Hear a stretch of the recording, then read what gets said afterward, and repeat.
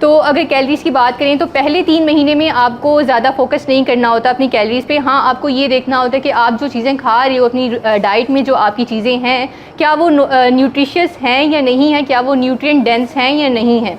इसके अलावा जब तीसरा महीना, चौथा महीना स्टार्ट होता है तो उस टाइम पे आपको अपनी डाइट में ऑलमोस्ट 300 कैलोरीज़ जो हैं वो बढ़ानी होती हैं। और सेम वे में अगर आपका 6 मंथ स्टार्ट हो रहा है तो फिर आपको 450 से 500 कैलोरीज़ बढ़ानी होती हैं। अब अगर आप देखें कि आपकी कैलोरीज़ जो हैं वो नॉर्मल हैं या नहीं हैं, तो नॉर्मली आप कैलकुलेटर तो ले के बैठ नहीं सकते कि आप कैलकुलेट करें साथ साथ कि जो आप खा रहे हैं उसमें कैलोरीज़ आपको नॉर्मली मिल रही हैं या नहीं मिल रही। तो उस टाइम पे आप उसका चेक एंड बैलेंस रखने के लिए ये कर सकते हो कि टाइम टू टाइम आप अपना वेट चेक करो कि क्या आपका वेट नॉर्मल है या नहीं है।